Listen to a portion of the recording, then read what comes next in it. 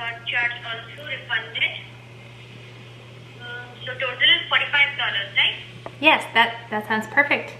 I gotta be honest, I didn't think there was a shot in the world that would actually happen. Me either, but I knew it was worth a shot. Yeah. We are Brad and Rach. Yes. Welcome back. Welcome. If this is your first video, we have 3 kids and we like to sit down on this separate channel and talk about life and answer questions and go into a deeper dive, almost like a podcast. It's fun. After the kids go down, it gives us some time to hang out with each other and connect. Actually talk. Whereas throughout the day, we're having snippets of conversations here and there. It's just really nice to connect. So Rachel was on the phone with Amazon, which, I mean, you called the number, they picked up right away. It was amazing. And refunded your money right away. It was incredible. I've had horrible experiences where I never got a warm body on the phone. Mm-hmm. My dad likes to use that phrase, talking to a warm body. Mm-hmm. But basically, I ordered a couple of cabinet organizers, 4 to be exact. Without measuring. No. The thing is, I measured. And I measured like you would measure a TV diagonally. And I went with that measurement, but that was incorrect, I guess. And so... They were for the very corner of the cabinets. It was a turntable. Not the cool kind. Not the cool kind. It was a non-slip, non-skid turntable. So it would have fit perfectly in the very, very corner, but you just couldn't get it to the corner. I couldn't get it into the corner, and it was too short. Since it was a circle, it would have fit diagonally, but it was too short... like from the post to the wall. We'll link those below. We've talked way too much about these. But it's actually a really great product. It's a great product. I mean, 5 out of 5 stars on Amazon. With 19,000 reviews. I was gonna say, with like thousands of reviews. I just ordered them slightly too large. Actually, our friend Tristan recommended them. If it would have been the correct size. Anyway, that's not what the heck we're here to talk about. No. What are we here to talk about? I don't know. What do we I thought we were decide going to answer some more. We're going to answer some more. There was a lot more questions. We did a Q&A the other day. We sold our house.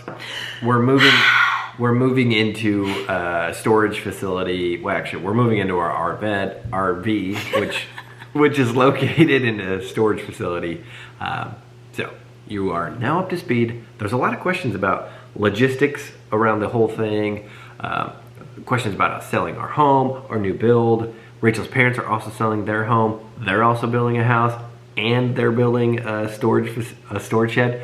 But it's more like a shed-dominium, I think, or a barn-dominium, where it'll be predominantly garage, but they'll also have a living quarters. If you are curious about, so there's definitely a handful of questions that are the most commonly asked. And we, off the cuff, went about answering those in our very first video of this series. So if you want to see that, I'll link it below. Then there's a part 2 where I basically just gush on Brad the entire time. And that will be linked below as well. You do? Yes. All right. And then this will be part 3 of our Q&A about our home building series. And this is all before we even get started. And there's still a lot of things that have to happen before we get started. But that's all for another time. Yeah, no joke. If you want to hear more about that, please visit our vlogging channel. Hit that subscribe button here. Subscribe here, please. And the thumbs up button really does help us. If you like us as people, if you like our family, really just clicking that tiny little thumbs up button. Scroll down. It's going to be right here. I always point to the wrong side. Is it here or here? It's here. All right. Without any further ado, question number 1. Can you tell us who asked it? I can. Well? Because just like a can you look at all of these questions? Okay, this might be a long video. Okay, Chrissy. Little bunnies. That's not a question. That's more of a declarative statement. Chrissy Sanders. Any plans for a pool at this point? No. We're going pretty big with our budget, and so a pool's out of the question. And we have a pool. If we did a pool, it would just be, there's a pool in the neighborhood that's not far away, and our homeowners association is building this multi-million-dollar aquatics center. So for us to have a pool at our own home, yeah, it'd be awesome, but we'd rather spend the money in the house. There's 2 pools that are a golf cart right away in our neighborhood, so it would be very superfluous to build a pool at this point. Plus, we have very young children. We have 3 under 3, 3 and under, and then we plan on hopefully having 2 more little ones, and a pool is just an extra layer of concern, I guess, as a parent of young children. Yeah. But maybe someday. We're hopefully going to have enough land that if we do decide down the road we want to add a pool, we can, but it's not a priority for sure. Okay. Somebody said 1-story/ranch style house or multiple levels. We've kind of already answered that, but we can... Mostly ranch with bonus space above. We're doing dual garages. So a garage on each side of the house, where the main floor is like ranch with 2 bedrooms above 1 garage and a bonus space above the other garage. And the next question from Hakegan, why ranch versus 2-story? Well, it's nice to be all on one level, obviously, for multiple reasons. I think one of the biggest ones is resale value. We live in I wouldn't call this a retirement community, but definitely older people. We're pretty much the only young family that lives in our area. So it'll cater towards their crowd. When you're going and checking on your kids, it'd be nice if you're all on one level. I think we're thinking a lot on terms of how young our kids are and being on a completely different level from them wherever they are, like whatever they're doing. Playing, in their bedroom sleeping. And them navigating steps. It's just, if we have the space, might as well do a ranch style. Yeah, exactly. For all those reasons. Yeah. And for those reasons, we're doing it ranch. Okay, I like this question because it has absolutely nothing to do with the house. As parents, what do you love about each of your children's characteristics? Let's take a break from the house and talk about our chillins. Okay. Easily our favorite topic to discuss. Who are you starting with? Let's start with the oldest, Bear, by 2 minutes. Yes. Bear and Porter and Lyndall June are twins. They're boy-girl twins, and they're 2 minutes apart in age, only because Bear was baby A and came out first, which actually during a C-section, I guess it could go either way. For me, my favorite trait about Bear is his analytics. He will study a subject, something, before he'll experience it, and he really thinks before he speaks. And he speaks so eloquently that you know that he's thought about what he's going to say before he speaks. Yeah. It's amazing. It is amazing.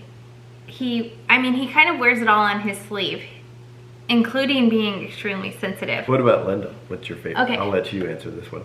Okay, Lyndall, she is hilarious. Yes, she is. And I think she's heading down the track of having like a sarcastic, dry sense of humor, which I love. I think I like her drive. Like, she will not let us help her pick out her outfit, put her clothes on, put her shoes on. And for me, I love that, because like the more autonomy that our kids have, like the easier it makes our life. So I just really appreciate it. True, very true. Yeah, if there's something I want her to wear, I will absolutely not suggest it, because it's not gonna make the final countdown. If like I want her to wear this shirt, I'll be like, okay, can't wear that one. And then she'll be like, I want to wear that one. You have to do reverse psychology. A little bit of reverse psychology. Eloise is freaking hilarious. Her walk is like my favorite part about her. Oh, her like waddle? Yeah. She's just so stinking cute. She's really stinking cute. I love her age. 17 months, 16, 17, 18 months. They learn a new word every day. I was going to say, they're always in a good mood, but I mean, she's pretty much always in a good mood. If she's hungry, she's not in a good mood. Right. And that's pretty much it. Yeah, that's about it. Yeah. Because she's a good sleeper. She is a great sleeper. No, she is so funny. And the new word every day thing is cool, because you're always talking to them, so you never know like what they're picking up on and what they're not until all of a sudden they use a word that you've never heard them use before. And it's just so cool. Well, it's crazy that she understands everything that we say. Yes. She can't express it or say it herself yet, but whenever we, give her a command, I don't really like that expression, but whenever we ask her to do something, she knows exactly what we're talking about. It makes it more fun at this age. So when Bear and Lyndall were this age, we were first-time parents with 2 of them, and things would be frustrating to us. Them saying no all the time would be frustrating.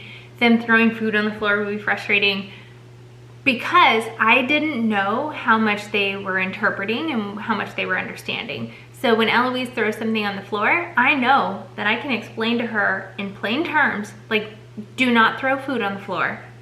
She knows exactly what I'm saying. So saying that to her doesn't feel like a complete waste of time and energy. I know she's understanding and comprehending that. If I lean down, pick the food up off the floor and say, don't throw food on the floor, she gets it. So I think that's like the benefit of having consecutive children, is that you know how much they really understand from what you're saying. And she knows if she's doing something bad, she's like smiling, and yes, she knows it. Very much so. It's so joyful having like consecutive children, because we're so much more patient with the no thing. I remember being so mad about Lyndall and I think it's Bear. freaking hilarious. It's so funny now that Eloise We like is doing want her it. to say no. I know, because she's so funny and she knows she's funny. Okay, let's talk about your elbow. Oh, this was on my lunch break. I go for like either I wear my rucksack and do a ruck, or at least I go for a walk and jog and need to do push-ups and stuff. But anyway, I was going down a hill. I was taking a shortcut from one road to the other road, and so I was going down kind of a steep hill, and it had leaves, so I didn't see, but it was muddy underneath the leaves, and I slipped and I caught myself with my elbow, and so that's why you have that. Next question. It was impressive though, because so he texted me this picture, and I know he goes for a walk every day on his lunch break, and your ruck is like weight in a backpack. It's what a rucksack is. You wear a weighted backpack just to give you an extra. I don't think I had my ruck on at the time. Okay. I don't think so. So he texts me this picture, and I'm assuming, because we wear scrubs at work and he goes for a walk in his scrubs, I'm assuming his scrubs are completely muddy too, because I thought, like, from that picture you fell forward and skidded on your elbow. He saved his entire outfit. I went full Matrix. To not get your outfit muddy. I did a reverse plank. I just caught myself in my elbow and my heels. And then my butt didn't touch, my back didn't touch. Anyway. Next question. Yeah, what do we got? What is the earliest month you could be in your newly built home? December. And that's like, if we could be in by Christmas, that would be a miracle. A Christmas miracle. I'm not planning on it. No. I am, in my mind. I'm thinking March. Yeah. In my mind. You know, yeah. Because honestly, I don't think we're going to break ground till July. I don't think so either. So. Yeah. I'm thinking next spring. Yeah. Sometime. And so how long will we live in the RV? Until then. Do Lyndall and Bear know about the new house? Oh yeah. Literally every day. Even like on the bike ride today, we were kind of going by some like bigger homes, and so I was just telling Bear, yeah, we're gonna build a home. It's gonna be kind of like that one. Yeah. So yeah, they're all in, and they're excited about, because we mentioned that we're gonna live in the RV and we're gonna move into Bumpa's, Rachel's dad's name, and we're moving into Bumpa's shop. We do as much as possible. It kind of goes back to, they understand way more than you give them credit for. And Bear, going back to the fact that he's a sensitive guy, I'm preparing them as much as possible for what's to come, because I know it's going to be, all of this is going to be such a huge change for them. You know what we should have done? What? Like last night, we should have stayed in the RV. Oh, and start doing that? Yeah. We definitely should. Well, except for you and I don't have a bed. I guess we could just sleep on the, like we do when we stay in the RV. That's a great idea. Yeah. So like one night a week and leading up to it. Yeah. Love it. Okay.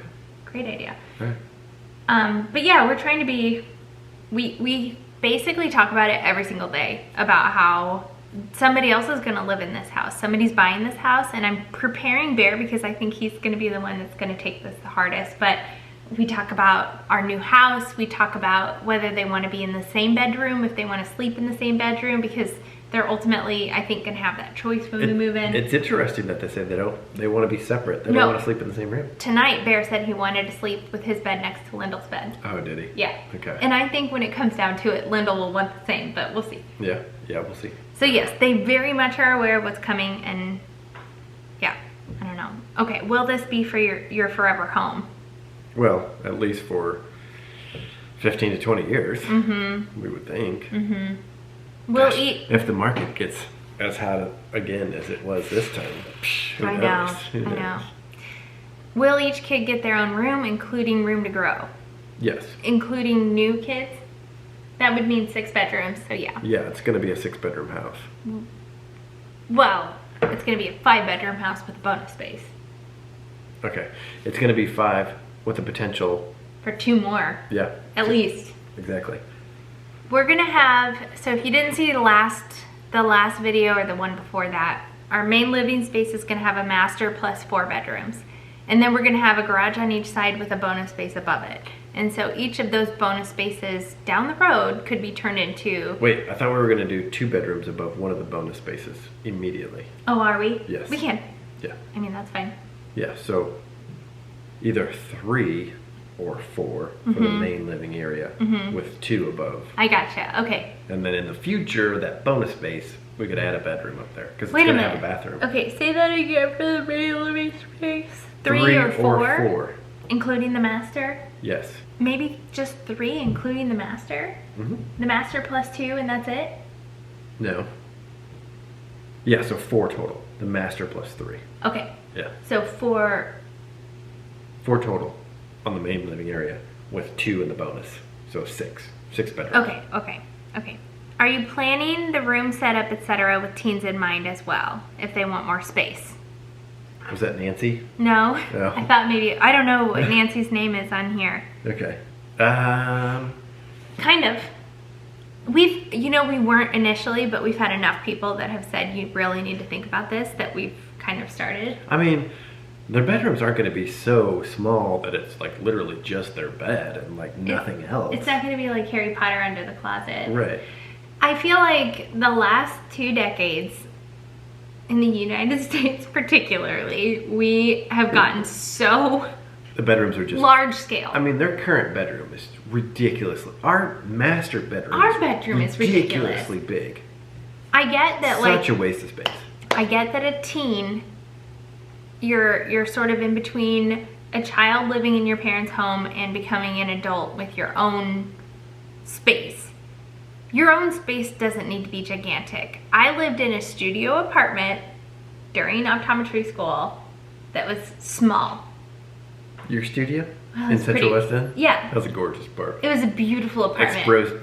Exposed brick. Oh, it was gorgeous. big. I loved it. The What- point is, The kids will have plenty of they'll space. have plenty of space. Have you met with the art to draw everything up yet? Architect, yes. Yes, we have. He's given us And- a preliminary design. Yeah, and we've been emailing back and forth. And our builder stopped by the other day and shot down one of our ideas This for is like funny. for our roof line. Hold on, let me get this off of your eyebrow. Okay. Doug, our builder, is like our dad, and he came over the other day because Wayfair delivered. So evidently, Wayfair settled with the state of Missouri about state taxes or whatever. So we actually got a refund of like $2.64. It's nice. And Doug, our builder, actually lived in this house for him and his wife lived here for about 6 months before they sold it because they were building another house. And so he got a refund check to this address. So he stopped by. He's like, yeah, the architect sent me some photos of what your house is going to look like. Look like this. And he's like, that roof line, it's really expensive. So we kind of got a scolding from Doug, the builder. He's like, you want to do straight lines, which wasn't our design. I mean, we just kind of said Cape Cod, and our architect Yeah, sent that's that pretty over. much all we said was Cape Cod style. Right. So I ended up finding this one, and I texted it to Doug, and I said, is this better? And he said, yes. I'm glad that he's more budget conscious than us. Do you think, and this is Mandy, do you think living at the shop will trigger your anxiety? I think that there are all kinds of threats to triggering my anxiety. And I feel like I'm in so much better of a place now than I was 2 years ago or even 1 year ago about identifying those triggers and like seeing them coming and knowing that like I have control over what makes me feel anxious in a way, I guess. So having somebody or being somebody that suffers with chronic anxiety and then more recently depression, there are usually triggers and there are like thought death spirals where if something gets into your mind, you perpetuate that to a point where you can ultimately have like a panic attack. And so identifying that early on in the process and recognizing it as a thought that's not truth. It's very hard to explain, but like when you have anxiety, your thoughts feel like truth to you. Thoughts that you create in your mind and situations you create and scenarios feel very much like the truth. Like they feel like something that's a for sure thing that's gonna happen. So if I get anxious about something that I think is coming, when I'm thinking about that, it's almost like it's already happening. And I feel anxious as if it's already happening. So recognizing that early on in that process and shutting it down early is something that I'm learning to do in the past few months and years. Does that make sense? Yeah, totally. Okay. No, totally get it. Rachel being public with like her mental health and her struggles with anxiety, I think is awesome. It's really great. But we've had private messages where like, how can you be a doctor and you have anxiety? Right. Like how ignorant is that? And as if doctors can't have anxiety. Right. There was somebody that did message us or replied to something like that said that one of like the prominent primary care providers in their community committed suicide because of obvious mental health issues. So it just speaks to the fact that like everybody's a human, no matter what profession you have, and humans are subject to all kinds of different illnesses, including mental illnesses, and it's like being a doctor prevents you from being able to be diabetic. Right, exactly. It's kind of the same thing because it's a chemical brain imbalance.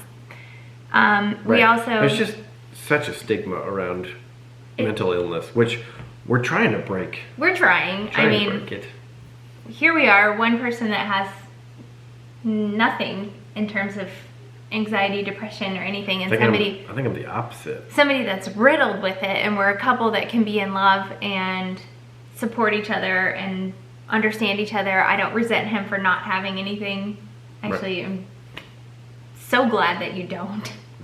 Because you can, I don't know, you can be my rock throughout all of this, and you not understanding where I'm coming from, but being supportive of it. Well, and it's a learning process. Like, you know, I don't blame someone reaching out and being like, how can you be a doctor when you have anxiety? They just don't know. Exactly. It's true ignorance. Yeah, exactly. And right, they don't know that it's just a chemical imbalance as opposed to like you choosing to have anxiety. Like right. And like your hormones, like your postpartum hormones, for sure, definitely a huge factor. Absolutely. But that didn't last that long. No, in the grand scheme of things, that's something. Now that we know that that's a trigger for worsening anxiety or depression, then we know how to handle that. And my therapist that I've been speaking with, I was talking about how like the major hang up in having more kids is how dramatically it affects me mentally when I'm pregnant or postpartum.